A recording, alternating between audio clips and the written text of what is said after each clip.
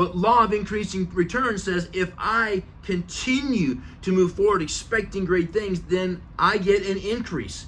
The law of increasing returns. Does your calendar match your dreams? Are you working hard enough to make what you want be real? Are you just sitting back and hoping it happens? Well, that's entropy. Sitting back means you're going backwards. But if I understand sowing and reaping, if I give, I get.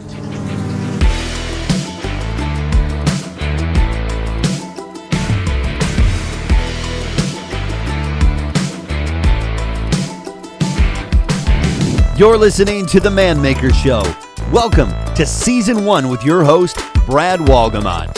This podcast is all about becoming a better man for ourselves and the people around us.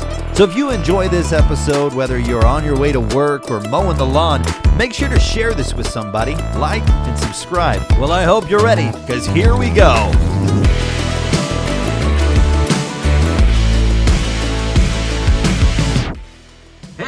Welcome back to the Man Maker Show. Hope you're doing great. Bradley Wolgamont coming to you live. Hope you are doing awesome. Isn't life amazing? Hey, I got a really cool thing to talk to you about tonight. I want to share with you 4 laws that I've applied in my life, and I believe most of you have as well. If you created any kind of dynamic success, you've applied them. But if you're in the process of achieving something far greater, then these laws are governing your movement, your forward progress, or unfortunately, your backwards progress, your regression, your losing ground. So I'm going to talk about them, and most of you have heard me before, some of you haven't, so let's get into it. The first law, universal law, is the law of the spoken word. The law of the spoken word says that we rise and fall at our level of confession, right? If you're cold and you say, man, I'm so cold, you get colder. If you say, man, I am so warm, right? I don't know if you guys say the Iceman, Wim Hof, but one of the things he does in addition to his breathing is he gets his mind right. He gets himself in a position before he gets in that 30-something degree water, or he's gonna break a world record and swim under ice for hundreds of feet, break world records, or pack himself in ice for an hour and never lose 1 degree of body temperature because it was monitored, packed in ice, because he understood the power of his mind. And the power of your mind is something you really need to get hold of. It's not hocus pocus, it's the real deal. The power of spoken word. If you say you're tired, you're gonna get more tired. You're driving the road, this long drive, and you're kind of like, oh man, I'm so tired. You're gonna get more tired. You work a long day, you come home, man, I'm so tired. Guess what you're gonna do? Feel more tired. Whatever you confess, you're gonna get more of. So learning how to shift that. If I'm tired, I say, I'm fired up, I'm on fire. It's amazing how, even though it's not true, it becomes true. I speak life into existence. And I believe it's in the Bible, where he talks about in Proverbs, the power of the spoken word, the power of life and death lies in your tongue. What does that mean? We confess. I'm wearing a shirt 555 tonight. This is in memory of one of my dearest friends, Greg Sweet. He's one of the greatest men I ever met. He radically transformed my life one day. We hadn't seen each other in a number of years. We met for teriyaki in Tacoma. And I was going through some real deep struggles in my life. I was dealing with some major health issues. I was dealing with a lot of shame in my life. I had a lot of nightmares and bad dreams. And he said, you know what? Not as of today. When we leave here, we're going to deal with that. And he taught me how to begin to change the way I speak. I've learned this for years, but I had to stop rehearsing the curse. I had to stop repeating my failure, and I had to learn how to project something different. We talk about it almost every week. But we live and die by the words we say. You're never going to rise above your level of confession. You're never going to surprise yourself. I was like, man, I'm just winning. Everything's great. No. It's going to happen because when it's not strong, you are strong. I used to run a lot. And when I would be running, I'd be like, I'm a winner. I'm a champion. I'm a conqueror. I'm an overcomer. I can do all things, right? I'm wealthy. I'm prosperous. I'm powerful. I'm impactful. I'm humble. I'm hungry. And I was like broke as broke could be. But I learned how to change my confession. I spoke what I wanted to be as though it was. There's something in your brain, and a scientist way smarter than me can explain to you how if I say purple dinosaur, you all think purple dinosaur. You couldn't help but think purple dinosaur because I said it. There's something when you say it, your brain begins to visualize. It begins to find a way to make what you say true, even though it's not. If you're struggling, you say, I'm struggling, you're going to struggle more. If you're cold, you're going to get colder. If you're tired, you're more tired. But if you can change the words to the opposite, convince yourself. There's your subconscious mind can't differentiate the difference between truth and not, because it's going to process what I say. It's going to go to work on it. I say yellow box, you think yellow box. I say winner, champion, overcomer, strong, bold, I can do all things. I begin to find ways. Greg Sweet taught me this. And everywhere he went, he saw 555, and he created 555 Ministries, and it made a huge impact in my life. He'd be going through the most difficult times, about to have his house foreclosed, and he'd call me just laughing. I'm like, what's going on? He was just like hysterical. And I go, what's going on? He goes, I'm about to get my house repossessed. Can you believe that? This is awesome. Like, this sounds terrible. He goes, no, because I know on the other side of this, some miracle's going to happen. Checks are in the mail, something's coming my way, something's going to be forgiven, something's going to happen, and I know a great miracle's going to happen. And I cannot even tell you how many times he'd call me and say, I told you. And he'd get a big check in the mail from a business he'd run or developed, or something would be canceled, or some big favor. He learned to speak life into adversity. It may sound silly, but if you don't have affirmations, a great book called You're Crazy If You Don't Talk to Yourself. Every morning on my mirror, I had a morning wake-up routine. I'll share with you another time. I called them bookends. But one of my bookends was when I was in the morning shower, getting ready, in front of the mirror, shave, shine, and shinola, I had my affirmations. I'm a winner. I'm a conqueror. I'm a good man. I'm a hard worker. I'm hungry. I'm willing. I'm able. I'm capable. And I would confess these things to myself. I go downstairs and eat my little bowl of cheap cereal because that's all I could afford. And I had a book and it said A Man on a Mission. And I'd flip the pages and I'd say, I live in that house. I drive that car. I serve those people. I have that marriage. Those are my kids. I confessed what I wanted as though it is. I spoke life into someone that I didn't know how I was going to get. I was broke. I mean, it's ridiculous. But because I said it and I was in my car, pounding on my steering wheel, you can do this. Get up, be strong, be bold, call one more person, make an impact, touch another life, do something. The law of the spoken word. We could spend hours on this subject. Take a chance. Write some affirmations, say them every day, rejoice in adversity, and expect a miracle. Expect something amazing to happen, and you'll be shocked how many times it happens. In fact, I can't wait to hear your stories when you reach out to me and tell me how you began to speak life into a challenge, and instead of rehearsing the curse, you broke it off, and something amazing happened in your life. It is a powerful thing. Now, on the other side of that equation is what we call the law of entropy. And the law of entropy basically says that all things untended go to ruin, okay?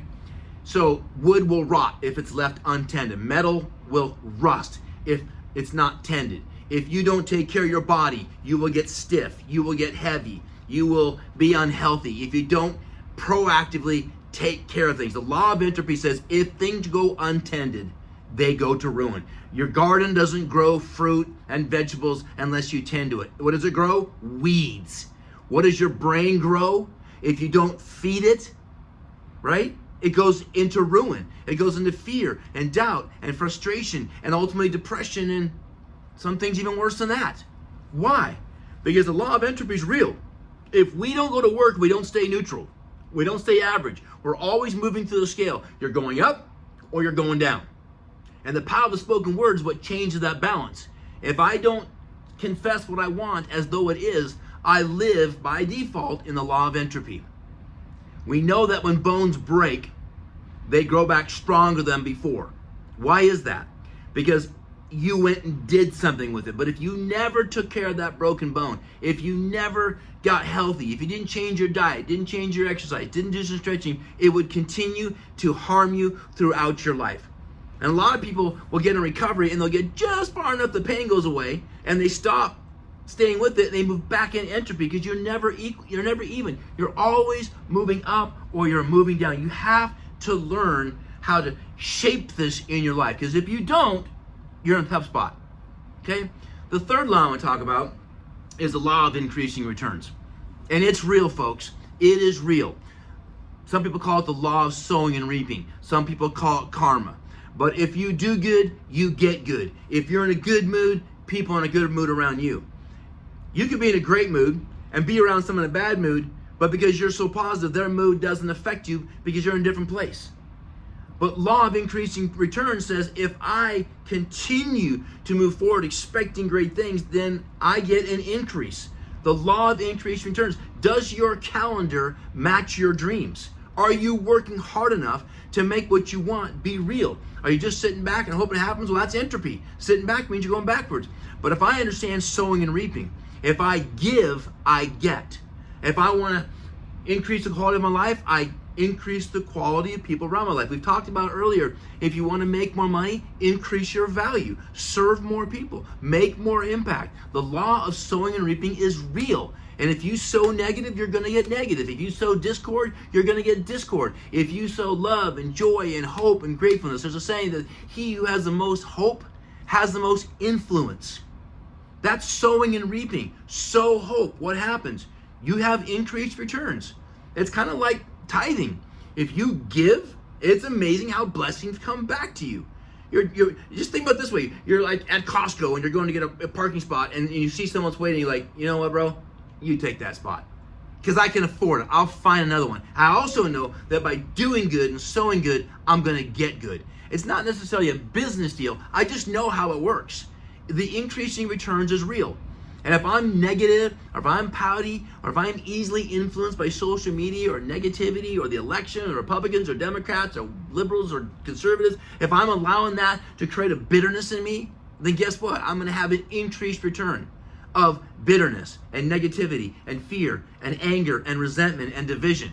But if I sow belief and hope, if I don't allow myself to move into neutral, I'm just going to hang out, I'm just going to hide, I'm going to be a prepper, I'm just going to wait for this bad thing to happen. Well, you know what? You're probably going to get it. It's probably a self-fulfilling prophecy. When I think about things in my life where I really failed, I had been told in my life by people that I loved that I was probably going to fail. And that self-fulfilling prophecy came true. And that's really a sad reality. But the law of sowing and reaping, the law of increased returns, you can make it work for you. How do you sow into people? With your 4 T's, your time, talent, treasure, and your testimony. How do I sow into people? With encouragement, with love, with hard work. Are you the first one to arrive and the last one to leave? That's sowing your time, right? If you sow, you shall reap. As you sow, so shall you reap. Understand that. I'm going to say something that might make you mad, might hurt your feelings, but if you're in a bad place, I hate to tell you this, it's probably your fault. You're probably reaping what you've sown. Life is a continuum. It's a long string. 5 years from now, today is 5 years ago. That's kind of a weird statement, but 5 years from now, you'll be looking back today and saying, wow, 5 years ago. What did you do with that time? You will be a sum total of the things you sow. 5 years from now, you will arrive at the destination that you're supposed to. If you're not happy with where you're at, it's probably your fault. Now, I'm not trying to be a travel agent booking guilt trips. That's not my goal. I don't make you feel bad. I want you to understand how it works. But if you can understand how to change that mindset, if you can begin to really reinvent how you process these laws, then I think you're going to be absolutely shocked at what happens in your life. The last law I want to talk about is called Matthew's Law. And Matthew's Law is a really interesting one. I had not heard this until I studied this when I was preparing for a TED Talk a number of years ago. And the Matthew comes from the law of Matthew. The Matthew effect, oftentimes referred to, is if you don't use your talents, it's not going to work out so well. The example was he gave 3 servants 3 different things. They gave him 5 talents, 3 talents, and 1 talent. The guy who used 5 talents went out and invested in them and came back and brought back to the master the excesses, and the master rewarded him with lots of land and more things because he sowed well, right? The second one lived a little bit of fear, didn't have as much success, probably didn't confess as much. And he got a reward because he worked hard at it, but he didn't get as big as reward as the one that was all in, that really went after it. The third person said, I didn't do anything. I was afraid to lose it, and so I buried it. But I have it, and here it is. And you know what he did with that person? Threw him in jail. And he took his 1 talent and gave it to the other 2. Now, it's an interesting story, but basically what it comes down with is those that use their talents, if you will, those that apply themselves, they get promoted.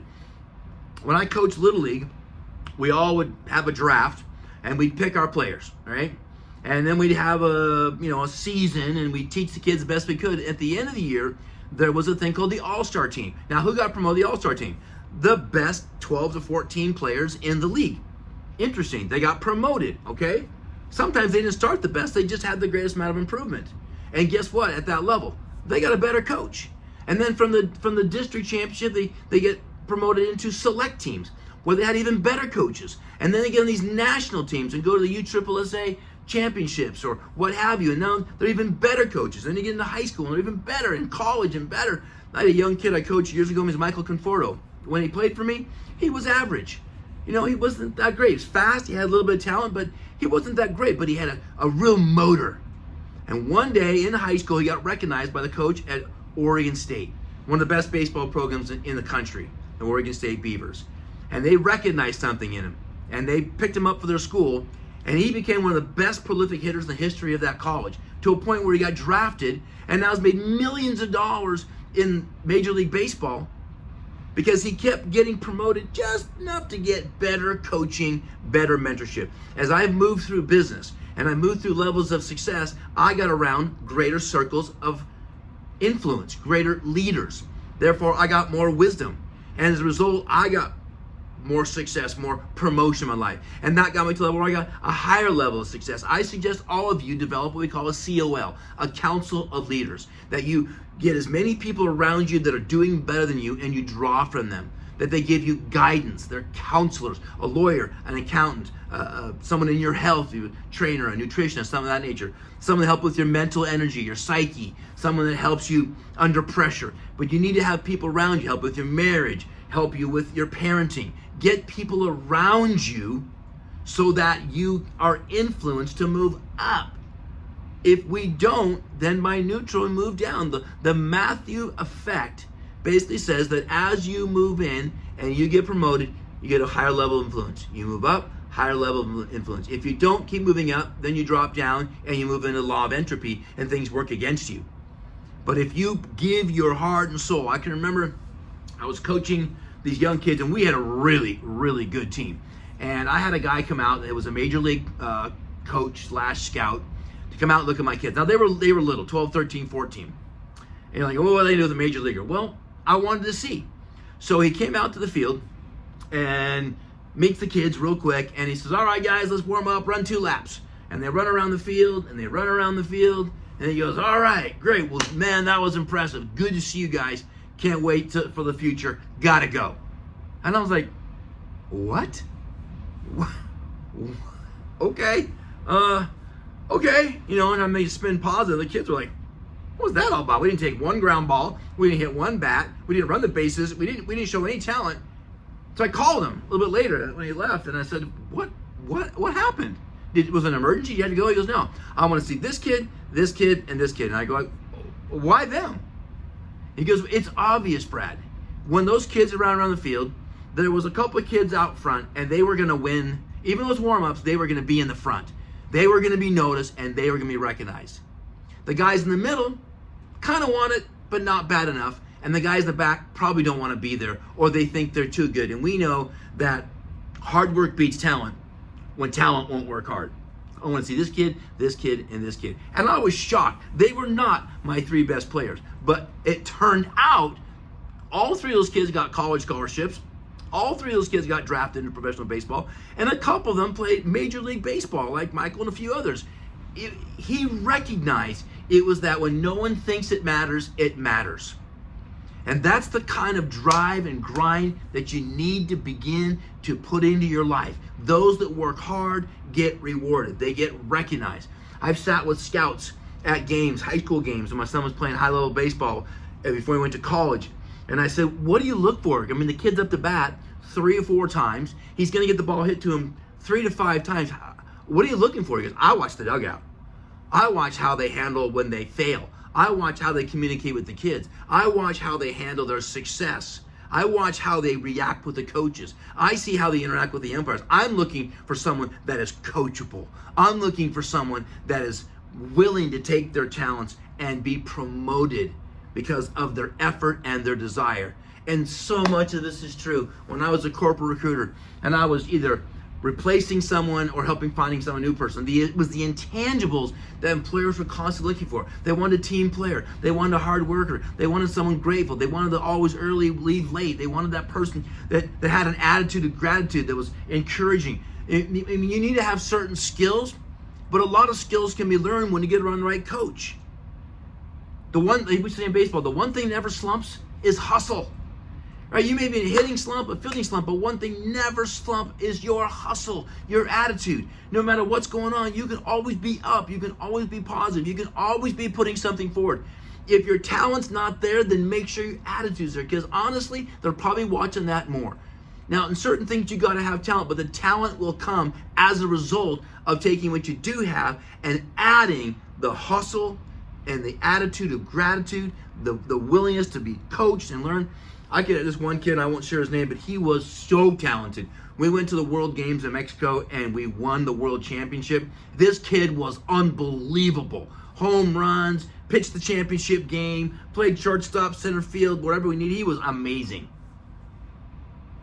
Barely played in high school and definitely didn't go to college and play baseball. Why?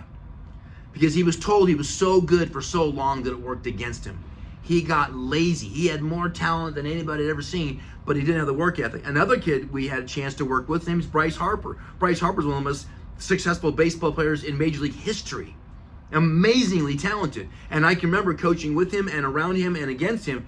And his work ethic, his attitude, his hustle, he hit a pop fly, and he would hit some big pop flies, and he would get to third base almost before it would be caught, or it would be so high the kid couldn't catch it, and it bounced, and he'd get a home run on a pop fly. His attitude was, I can't control if this guy's gonna catch or not, but I can control my hustle. And a lot of times they were caught, but the coach would look at this guy move, look at him dig, look at his attitude, look at his aggressiveness, and he popped out. Or a kid that strikes out and they throw their bat down, they get in the room and they sulk, and they're not interested. They're looking for different things, and those are things that you can control. Control the controllables and let the uncontrollables work themselves out with your attitude and your work habit. You can't control referees. You can't control other people's opinions. You can't control their behaviors. You can only control your response.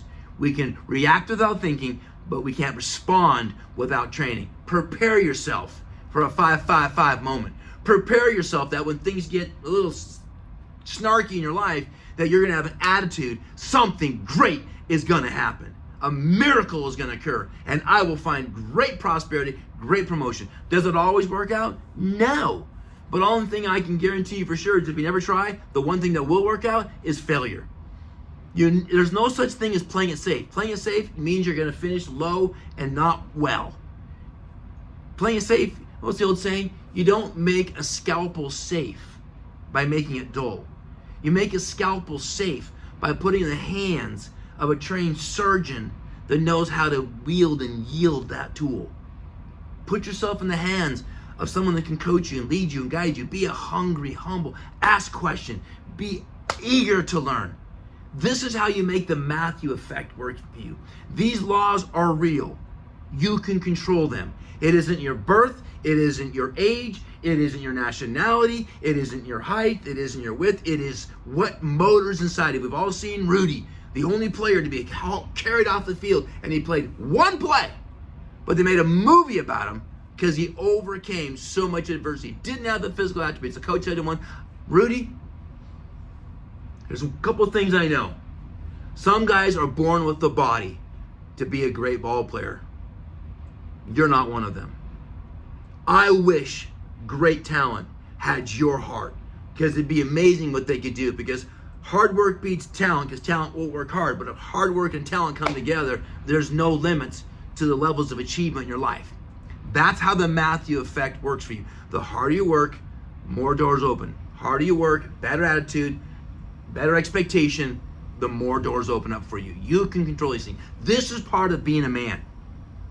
We've been taught that there's some kind of you got to inherit it, or you got to be lucky, right place, right time. You make your own luck. The harder you work, the luckier you get. You create your own level of prosperity by handling your adversity and expecting great things and doing everything in your power every day to achieve, so that when you go to bed at night and you lay your head on your pillow, you can honestly say, I did everything I could do. Rudy Rudiker in the church talking to the priest saying, I just need to know, is there anything else I can do to make the Notre Dame football team? Is there anything I haven't done? Because if there is, I'll do it. That's got to be your mindset. There's always something you can get better at. I've listened to great all-star baseball players say to this day, in the height of their career, if you will, every day I still learn something. Either something not to do or something to do or how to do something better. If you are hungry to learn, when the student is ready, the teacher appears. Old saying, so true. Are you a student? Are you ready? Are you willing? Right? W-A-R, willing and ready. I'm ready for war. I'm a dog, dangerous and willing to grow. D-A-W-G. That's not how you spell dog, I know. That's how I spell it. I'm dangerous because when I walk, things are going to happen. People get nervous. Not people, but the enemy. Because I'm gonna rise up and do something somehow, some way. And all my failures, gosh, I forgot those things. I got arrogant. I got cocky. I got caught up in image, things that would make me feel better. And they were the crashes of my life. Let my pain be your gain. Let your pain of today be tomorrow's motivation. If it didn't go well, learn, get back, be stronger, be bolder, be a man, because that's what a man does. If it's easy, you're lazy, you're sloppy, you're ungrateful, you're entitled. If you think it's supposed to be easy, you're wrong. The harder it is, the better you will be, because you will have this compassion to help those that struggle, and you'll have the results of, man, I overcame, and that confidence will help you impact people for the rest of your life, and they'll write stories about you. As we talked about before, we won't talk about how you were born. We won't talk about how you died. We will talk about how you live, the impact of life, the message of your effort. Put it to work. Be a man. Be willing to do the hard things. Be willing to do the ugly jobs. Be willing to be dangerous. Be willing to grow and stretch. Don't be stupid about it, for crying out loud. I'm being within reason. But I'm talking about be willing to risk embarrassment, risk failure. Big Papa, one of the best hitters of Boston Red Sox, said, swing hard. You might hit it. You never know. So take your shot. But you're never going to make it if you don't swing. One of my coaches used to say, you're never going to get to the big leagues by being a good bunter. It's got to be more than that. That's part of it, but that's not going to get you there. Playing it safe, laying it down is part of baseball, but that's not going to get you promoted. You got to have all the other intangibles that'll take you to the next level. I'm proud of you. I believe in you. Can you be proud of you? Can you believe in you? Can you say I'm worthy? Can you speak it? Can you start sowing things that create a greater return?